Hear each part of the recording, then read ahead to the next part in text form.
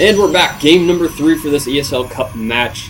We've got, this is a best of 3, of course. We're tied at 1-1. mouzHasu, our blue Protoss player on the left side of Metalopolis. And VirusSatiini on the right side of the map here is our yellow Zerk player. So cross map spawns here. And let's see what we got going on so far this game. We actually had a really long last game. Last game was like a 29-minute long game, and the first game was actually a 13-minute and 37-minute long game. So we'll see if we have another long game or a medium game or a short game or whatever type of length game. Standard opening for Satini, nothing too crazy. Both players scouting out in the wrong direction, unfortunately. And similar opening for mouzHasu. I think he was a Warcraft 3 player. I don't know. His name sounds really familiar. I can't remember offhand. There's just so many people who play Starcraft too. It's hard to keep everybody's name and bio and life story organized in your head. But anyway, got some guys on gas and excuse me, getting that command center upgraded to a orbital command and getting a marine out. Now we saw Satini on let's see, lost table the first game we saw him go for a really safe like 3 barracks build into an expansion, and then on let's see, what's the next map we played? Oh yeah, Zelnaga Caverns. We saw him go for a really risky 1 barracks reactor into an expansion. And Hasu, so far every game we've seen him go with his gateway, and then he went for a robo. Then he adds on 2 more gateways, so 3 gateway robo build, playing really responsive with using that observer, doing some really nice scouting with it, and a factory add-on. So this build is looking a lot more like our first game build from Satini, where he got that factory and just flew it all around the base of his opponent. So I guess the Terran's observer is a factory in this case. And this Satini SCV is going to go back to base and check it out. And we have this Marine. You may think, what's he doing? He's going to go around and just go for a walk? No, he's actually looking for proxy pylon. Smart thing to do. I'm actually surprised he didn't go up here to the top of this ramp, because is a really great spot. And even like up here along this whole ledge here is also a really good spot, or even actually anywhere in this whole freaking base is a great spot to put a pylon to warp in units. And here we have trying to hide 3 gateways over here. And actually, I thought he was going to go with the gateway build, but excuse me, he's not. He's just going to go with the straight up 4 gate build. He's going to maybe try and catch his opponent off guard. He has seen his opponent go with that really risky expansion last game on Zelnaga Caverns that has this really huge opening. So if he goes for the same build this game, a 4 gate would definitely do a lot of damage to that. And we have a proxy pylon popping up here.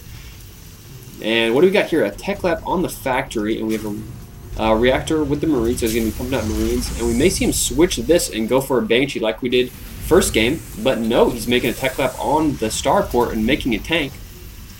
He's got 2 refineries, so that's good. He's going to have more than enough gas for that. And this probe is going to do some scouting, but he's probably going to die. Going up here. No, very nice. He pulls it back just in time. And we even have a second pylon down here, so Hasu definitely doesn't want this 4 gate to be delayed at all, even chrono boosting out some of his units. Now, if he was getting cloak at this point instead of that tank, I would say Satini has a really good chance of staying in this game. But oh man, as soon as he sees this 1 pylon here, that should really trigger.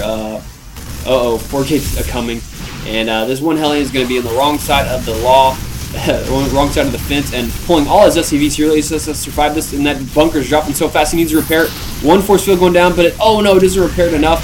And man, this tank is in the back, not being used well enough. He really needs to have that tank focus fire down on those stalkers. He's usually losing so many SCVs, and those zealots are just being warped in. Those 3 stalkers in the back is a backup bunker here, so that's going to be good for him. And where is that Banshee at?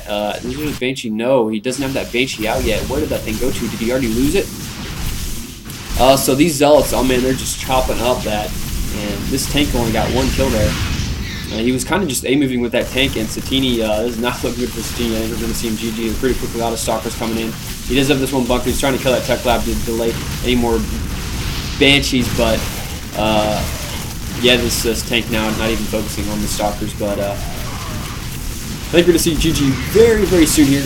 We can check the harvester count real quick, 1821, so it is still kind of close. Must be cool to proxy with a 100 mineral building. Congrats. Oh man, Satini BMing at the very end, but I mean, Satini, your build didn't make much sense. I mean, his wall off was really bad. He only had one bunker.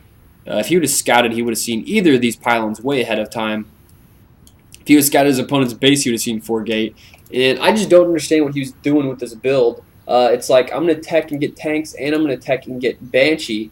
If he would have just had, like, if he would have just went, swapped his factory out, put the starport down there, got cloak with his Banshee, and just sent his first Banshee to his opponent's base and just killed all his probes, he would have had no probes.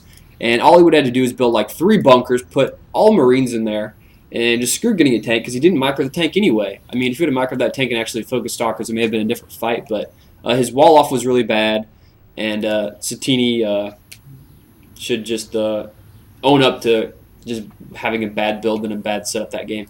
Anyway, so really good congrats to Hasu for winning that. Old-fashioned 4-gate does the job once again. And I hope everybody enjoyed this. So also, don't forget, I'm going to also plug once again my my in-depth build order breakdown I did with Fan, a 3100 Diamond Terran player. He was in the previous top 200. So go check that out. We talk about his TVP mech build, which is something you don't see every day. And we really talk about, I think it's like a 25-minute long video. It's really awesome. We really go in-depth, we go through an entire game of him versus a Protoss player, how he does his mech build, the build, and all types of decisions used, and when to take third bases and stuff like that. So go check that out. I'll put a link to that at the bottom of this YouTube video. And I hope you guys enjoyed this best of 3 from this ESL match. Later.